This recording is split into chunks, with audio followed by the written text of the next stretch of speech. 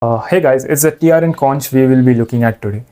This is a fantastic IM which sounds quite good and comes with a great accessory package, and it costs only $38 or a whopping $25 during a sale, which it frequently goes at. Before I start the review, I want to say a huge thanks to Shenzhen Audio for sending me this review unit, but all the thoughts and opinions you're about to hear are my own. So let's get started. So talking about the build quality, comfort and accessories. So the package is loaded with accessories. It comes with an IM, the QDC cable, which has modular terminations. It has a 3.5, the 4.4 and also the 2.5. It has a set of TRN T-tips, a single set of TRN foam tips, a set of generic white tips, a set of generic black ear tips, and it also has 3 interchangeable nozzles.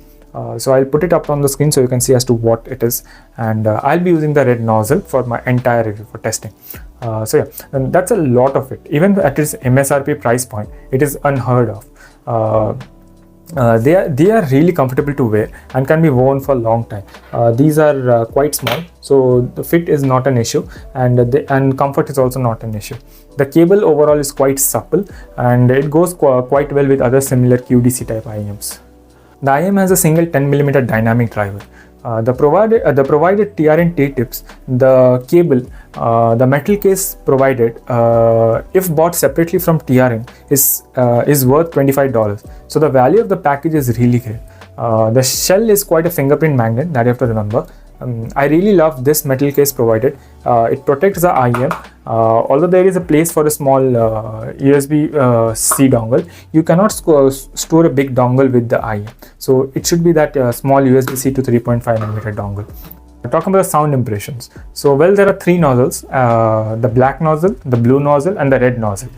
You can check the graph. I'll put up a graph as to how they differ from each other in sound.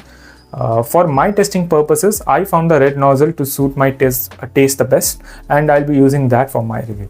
Well, using the red nozzle, it has a very U-shaped sound signature. The overall tone and timbre is quite nice. These are also very easy to drive with my smartphones. So let's talk about the bass. The overall bass is quite good and impactful. The sub bass is a bit more forward over the mid bass, while the overall bass quantity is quite good. In some songs like Crack Crack Crackle by Classic, it does lack a bit of thump and punch and that crispness of that bass. When listening to Waltz by Sunny, the bass and the overall transition is quite nice, but the clarity of the bass felt a bit off sometimes. Now then again, you have to remember that this is a $25 to $40 IM. It could be a nitpick for some, but still I think of mentioning all the small nitpicks. The instrument from Cassiopeia is quite decent, but when it does sound a bit lost sometimes, especially when there is a lot happening. Although this can be seen again as a nitpick for this price point.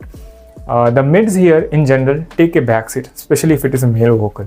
Vocals from Chris Cornell and Bill Withers might lack a bit of that richness and thickness while they take a backseat.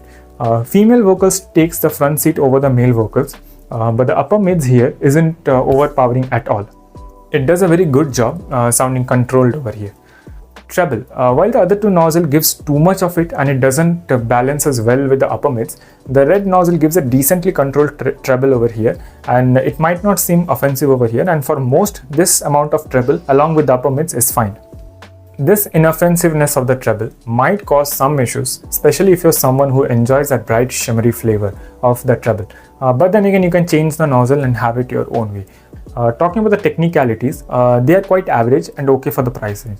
If you use the other nozzle, they are very detail focused and has that kind of that fake sensation you get wherein the treble is a lot high, too much, and that detail seems like a bit fake.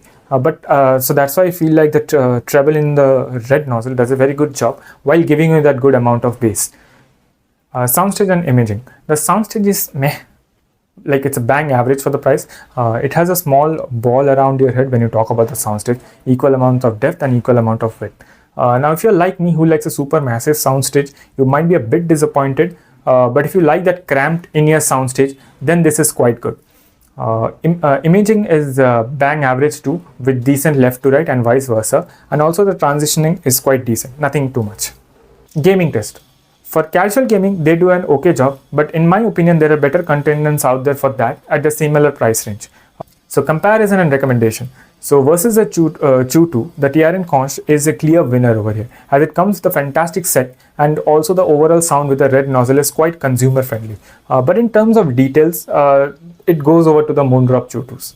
Now versus the Simgot EW200, if you want a better bass texture and better clarity whilst having great imaging and better gaming performance, then EW2 is still a better option. But the Conch has more bass and has more amount of accessories than the EW200. Versus the Artti R1. The R1 is not similarly priced. Even at sale, the R1 is around $56 to $60, but I still thought of comparing it. The R1 is better in every aspect, but it is quite a bit more expensive than the TRN Conch. So if you want to get an idea as to how the R1 might sound, or if you want something very inoffensive, you can have a look at the TRN Conch. This is my first time reviewing a TRN IM, and yeah, I was really happy with this. The sound, the overall accessories, especially at the sale price of $25 to $26, is really awesome. The tuning with the red filter is something which will be preferred by more people due to its amount of bass and not being so sensitive in the treble region. Even at its full price, it is a good deal. And I think so it's a very good alternative to the EW200. Because there are many people who find the EW200 to be bright and the bass to be lacking. This is a very good alternative to that.